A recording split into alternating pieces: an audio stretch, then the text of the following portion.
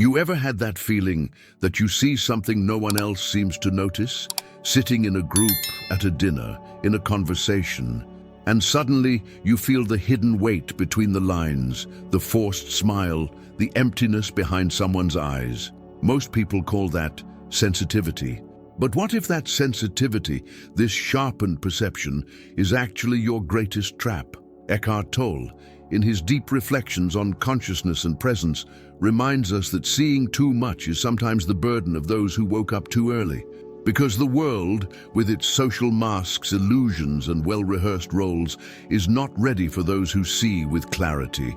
We live in a society where distraction became a virtue, where truth bothers more than a comfortable lie, where self-knowledge is replaced by digital performances and filters of perfection.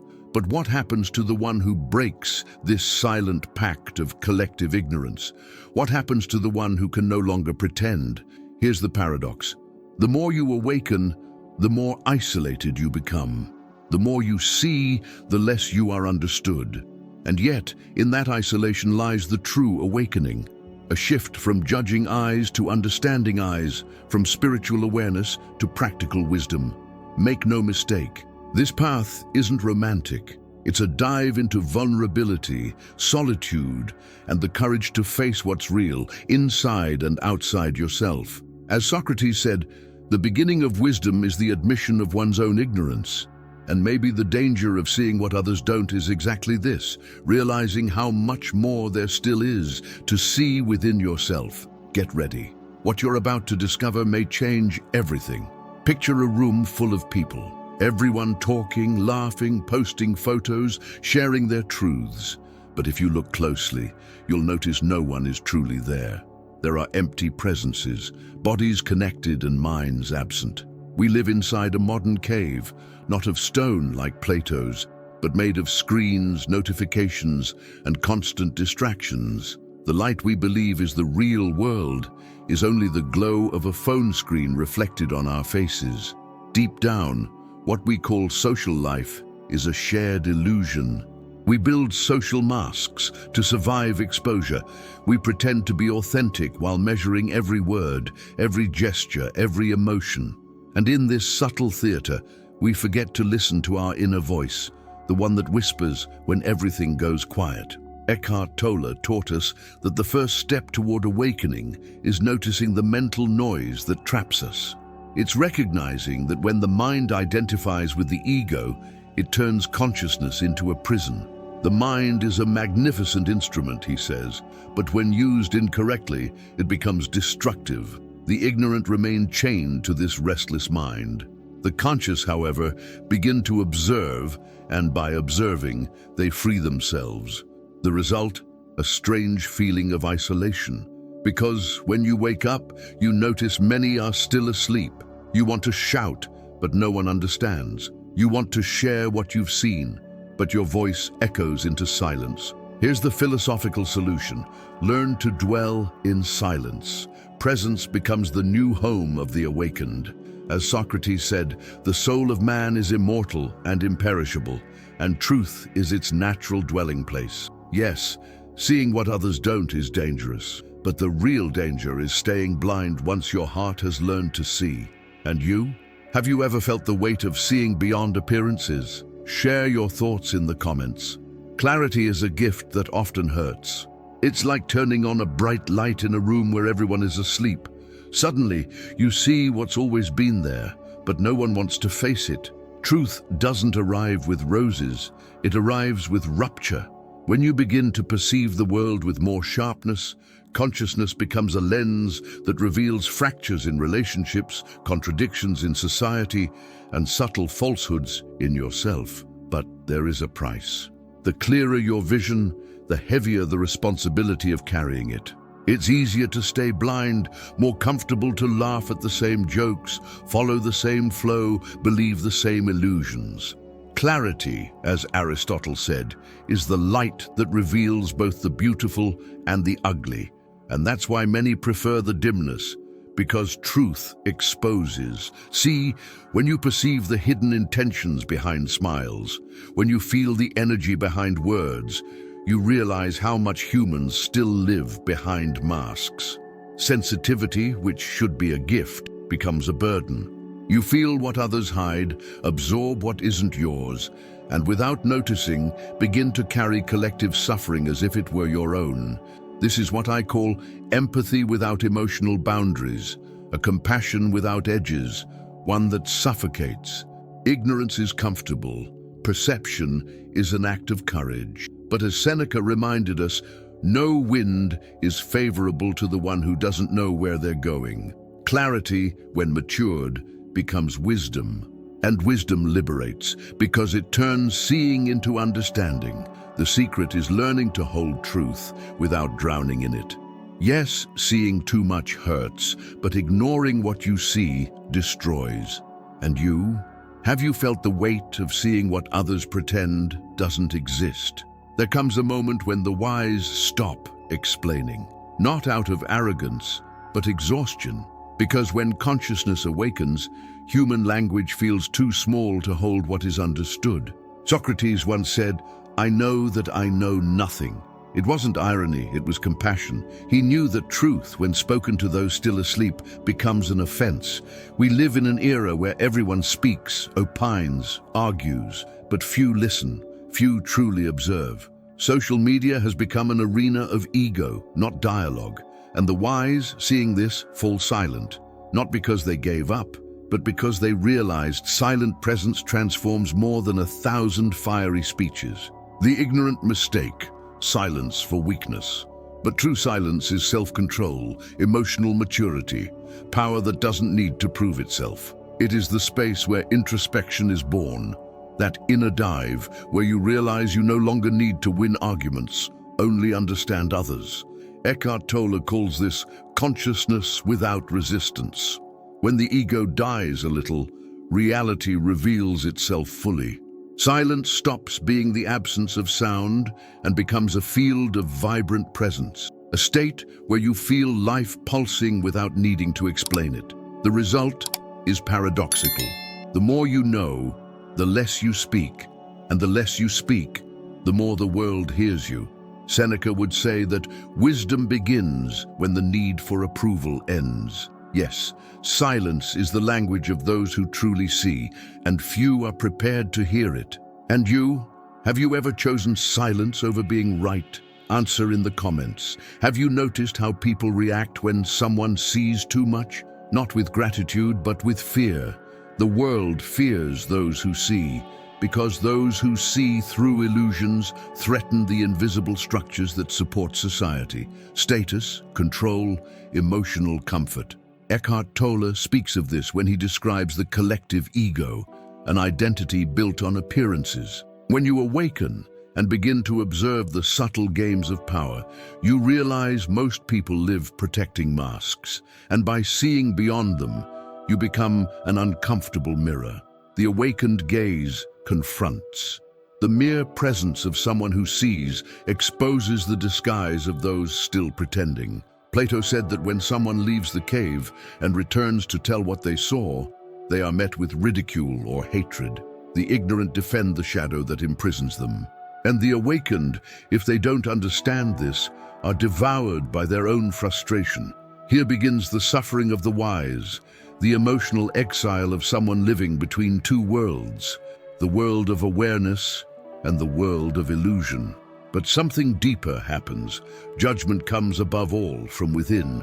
It's the clash between authenticity and the desire to belong. We want freedom, but we also want to be loved. And when freedom threatens acceptance, the dilemma appears: stay silent and fit in, or speak and be rejected. The philosophical solution is to seek understanding, not approval. Those who live for approval lose themselves in someone else's reflection. Those who live for truth find peace in their own spiritual conscience. Socrates was condemned for corrupting the youth. In truth, for teaching them to think. And thinking, even today, is the greatest act of rebellion. And you, have you ever been judged for seeing what others refuse to see? Imagine yourself in front of a mirror, but this time, it's not your face you see, it's the soul. Every fear, every lie you told yourself, every role you accepted just to belong. And suddenly everything collapses. Eckhart Tolle would call this the collapse of the illusory self, the moment the ego realizes it was never real. This is where many run, because seeing is dangerous. Seeing destroys the comfort of illusion, the warmth of ignorance, the disguise of routine, but it is also the first step toward freedom. Socrates, facing death, said, "The unexamined life is not worth living." That sentence echoes inside each of us. We live, work, rush, post, comment, but how often do we actually stop to observe what we're doing? How often do we seek self-knowledge instead of distraction? How often do we look inward with courage instead of looking outward with judgment? Awareness hurts because it shows how deeply we've been conditioned by society, trained to hide vulnerability, ignore compassion, fear silence, and confuse approval with happiness. But once the soul awakens, there is no return. You begin to see that the world runs on collective unconsciousness, and awakening, as Epictetus said, is not an escape, but a return to who we always were. What if everything you believe is an illusion? What if you never truly knew yourself? What if the suffering you try to avoid is actually the call of your inner wisdom asking to emerge? Think about it. Perhaps the real danger isn't seeing what others don't, but continuing to live as if you don't see. From here, the choice is yours. Fall back into the comfortable sleep of ignorance, or stay awake, even if it hurts. And you? Are you ready to face the mirror without running? The price of clarity is solitude, not the solitude of being alone, but of living on a different plane of awareness. When you awaken, you realize you cannot go back, and what once felt familiar now feels artificial. It's like returning to Plato's cave and seeing no one wants to leave because the shadow has become home. Eckhart Tolle speaks of this phase with calmness. Isolation is not punishment, it is initiation. The soul needs silence to understand its own presence. When the world steps back, it is the universe saying, "Now it's time to hear yourself." This is where true introspection is born, the kind that turns emptiness into a well of wisdom. Be careful. There is a subtle trap. The mind, still addicted to noise, can turn solitude into escape. It can dress the ego in spirituality and call it awakening. Socrates' authentic spiritual awareness doesn't reject the world. It includes it with compassion. As Seneca said, "We should not fear solitude, but the emptiness of who we are in company." In solitude, we learn emotional boundaries. We understand that feeling is not absorbing, that empathy is not carrying, and that loving is not losing yourself. True self-knowledge is born when we stop mistaking someone else's pain for our own wound. And paradoxically, the lonelier the awakening, the more universal it becomes. Because when you dive into yourself, you touch the essence of everyone. This is the alchemy of the soul, turning isolation into silent communion. The question is, do you have the courage to be alone with yourself without distraction? Answer in the comments. Most people live in a state of constant war, not with weapons, but with emotions. They react to everything, a criticism, a strange look, a comment online. It's as if the mind is always ready to attack. But awakening brings a paradox. The wise learn not to react. Eckhart Tolle calls this the conscious pause, that moment between stimulus and response where freedom is born.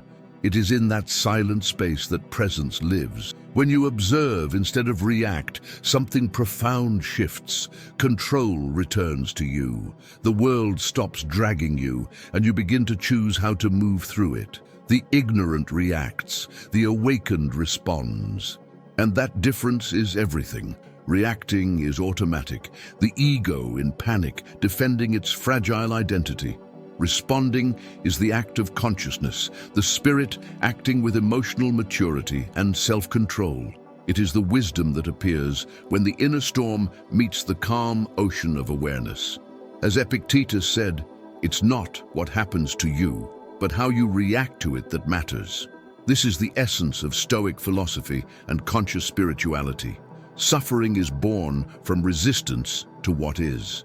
When you accept what cannot be changed, pain dissolves into understanding. In truth, learning not to react is an act of love for others and for yourself. It is choosing not to multiply the chaos already present in the world and instead becoming a point of silence in the noise. It is compassion in its highest form. And you? Have you managed to observe without getting lost in your own emotions? We live surrounded by reflections, images of success, happiness, and perfection floating like holograms before our eyes. But are any of them real? Modern society feeds on illusion, the illusion of choice, of freedom, of control. And the scariest part is that most of us have learned to love our own chains. Eckhart Tolle explains that the ego survives through comparison. It only exists when measured against something else. That's why social media is its perfect habitat. There, everyone is both judge and defendant at once. With every swipe, we reinforce the cycle of validation and judgment. We care more about seeming than being. But as Socrates said, appearance is a shadow of truth, and those who live in shadows will never see the sun. Ignorance here is sweet, almost anesthetic. It promises belonging, it promises peace, but it charges a high price, the abandonment of self-knowledge. The awakened one realizes illusion is comfortable, but empty. And truth, though painful, is the only solid ground beneath the spirit. The consequence of seeing the illusion is rupture. Old habits lose meaning, shallow conversations lose color, and what once dazzled now feels counterfeit. It's the moment the soul demands authenticity, not approval. It's when spiritual awareness begins replacing the addiction to image with the freedom of being. The path is simple, but not easy. See the world without filters and see yourself without excuses. As Aristotle said, knowing yourself is the beginning of all wisdom. And you, how many illusions do you still cling to just to feel safe? After truth tears the veil of illusion, something interesting happens. You stop wanting to change others, and you finally begin to love them. Not a romantic or pity-based love, but a quiet love, born from deep understanding of human nature. This is when awareness matures into compassion.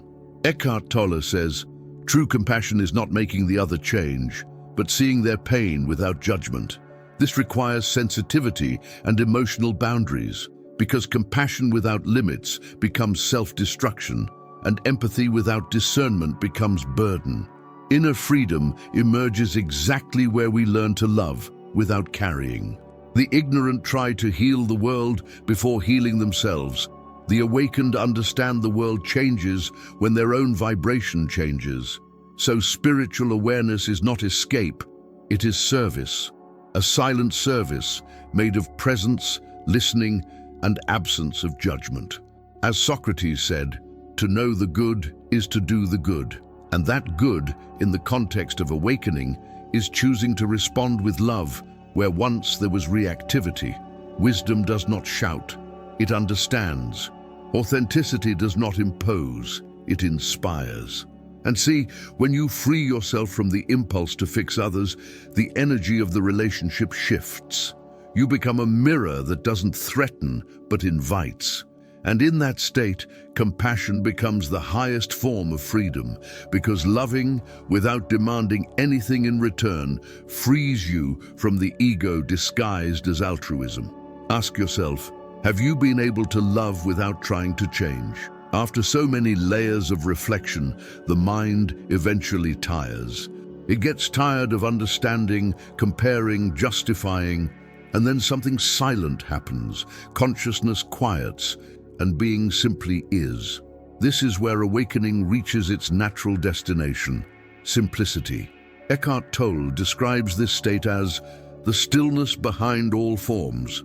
It is when you stop seeking meaning in things and begin living them fully.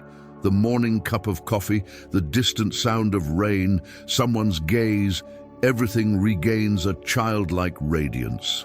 You realize the extraordinary was always hidden inside the ordinary, merely covered by mental noise. Ignorance is complex, truth is simple, Society taught us that intelligence is accumulation, but wisdom teaches that one must empty. And when the cup finally empties, silence becomes the teacher. As Lao Tzu said, "Those who know do not speak. Those who speak do not know." The result of this simplicity is liberating. You stop running. You stop seeking the next spiritual level, the next course, the next guru. You realize presence is the real temple, and being alive right now is the deepest form of spirituality.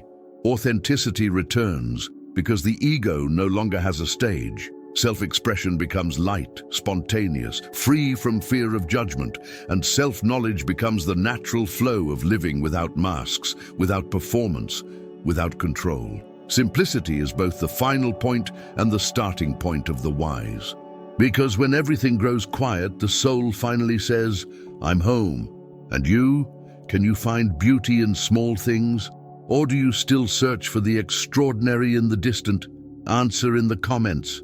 No awakening is complete while it remains only individual, because awareness, once mature, recognizes there is no real separation between self and other, only different expressions of the same being trying to remember itself. This is where Eckhart Tolle's wisdom echoes Socrates, Plato, and so many others.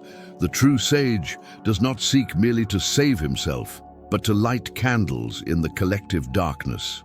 We live in a time where humanity suffers from isolation, not physical but spiritual, connected by networks, yet disconnected within. What we call progress is often just organized distraction, and collective awakening begins when we stop blaming the world and start observing our role within it. Ignorance is contagious, but so is awareness. Every person who becomes clearer, more authentic, more compassionate, silently influences dozens of others. Psychology calls this emotional resonance. Calm inspires calm. Presence inspires presence. This is how the world changes, not through force, but through the contagion of emotional energy. Collective awakening doesn't require grand speeches, but small conscious acts. When you choose to listen instead of react, understand instead of judge, love instead of compete, you become a channel of balance in the midst of chaos. Spiritual awareness stops being a quest and becomes a way of existing. As Plato said, education is the flame that lights another flame, not the filling of a vessel. Awakening works the same way, a silent fire spreading from soul to soul. When inner clarity multiplies, the whole world begins to awaken, not by force, but by inspiration. And then we understand, seeing what others don't was never a danger. It was simply the beginning of the duty to illuminate with humility. And you? Are you helping the world awaken or still sleeping with your eyes open? Answer in the comments. If this journey touched something in you, subscribe and share this video to spread awakening. Every clear mind makes a difference.